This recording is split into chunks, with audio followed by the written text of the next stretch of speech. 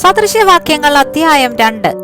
മകനെ, ജ്ഞാനത്തിന് ചെവി കൊടുക്കുകയും ബോധത്തിന് നിന്റെ ഹൃദയം ചായ്ക്കുകയും ചെയ്യേണ്ടതിന് എന്റെ വചനങ്ങളെ കൈക്കൊണ്ട് എന്റെ കൽപ്പനകളെ നിന്റെ ഉള്ളിൽ സംഗ്രഹിച്ചാൽ നീ ബോധത്തിനായി വിളിച്ച് വിവേകത്തിനായി ശബ്ദമുയർത്തുന്നു എങ്കിൽ, അതിനെ വെള്ളിയെ പോലെ അന്വേഷിച്ച് നിക്ഷേപങ്ങളെ പോലെ തിരയുന്നു എങ്കിൽ, നീ യഹോവ ഭക്തി ഗ്രഹിക്കുകയും ദൈവ പരിജ്ഞാനം കണ്ടെത്തുകയും ചെയ്യും.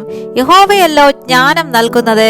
അവന്റെ വായിൽ നിന്ന് പരിജ്ഞാനവും വിവേകവും വരുന്നു. അവൻ നേരുള്ളവർക്ക് രക്ഷ സംഗ്രഹിച്ച് വയ്ക്കുന്നു. നിഷ്കളങ്കമായി നടക്കുന്നവർക്ക് അവനൊരു പരിച തന്നെ.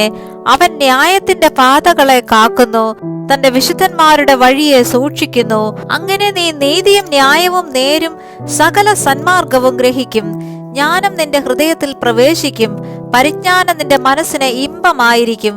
വകതിരിവ് നിന്നെ കാക്കും, വിവേകം നിന്നെ സൂക്ഷിക്കും. അത് നിന്നെ ദുഷ്ടന്റെ വഴിയിൽ നിന്നും വികടം പറയുന്നവരുടെ കൂട്ടത്തിൽ നിന്നും വിടുവിക്കും. അവർ ഇരുട്ടുള്ള വഴികളിൽ നടക്കേണ്ടതിന് നേരെയുള്ള പാത വിട്ടുകളയും. ദോഷപ്രവൃത്തിയിൽ സന്തോഷിക്കുകയും ദുഷ്ടന്റെ വികടങ്ങളിൽ ആനന്ദിക്കുകയും ചെയ്യുന്നു. അവർ വളഞ്ഞ വഴിക്ക് പോകുന്നവരും ചൊവ്വല്ലാത്ത പാതയിൽ നടക്കുന്നവരുമാകുന്നു. അത് നിന്നെ പരസ്ത്രീയുടെ കയ്യിൽ നിന്നും ചക്കരവാക്ക് പറയുന്ന അന്യസ്ത്രീയുടെ വശത്തു നിന്നും വിടുവിക്കും. അവൾ തന്റെ യൗവന കാന്തനെ ഉപേക്ഷിച്ച് തന്റെ ദൈവത്തിന്റെ നിയമം മറന്നു കളഞ്ഞിരിക്കുന്നു. അവളുടെ വീട് മരണത്തിലേക്കും അവളുടെ പാതകൾ പ്രേതന്മാരുടെ അടുക്കലേക്കും ചാഞ്ഞിരിക്കുന്നു.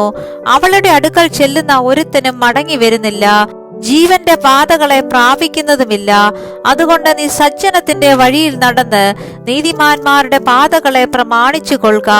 നേരുള്ളവർ ദേശത്തെ വസിക്കും, നിഷ്കളങ്കന്മാർ അതിൽ ശേഷിച്ചിരിക്കും. എന്നാൽ ദുഷ്ടന്മാർ ദേശത്തു നിന്ന് ഛേദിക്കപ്പെടും, ദ്രോഹികൾ അതിൽ നിന്ന് നിർമൂലമാകും.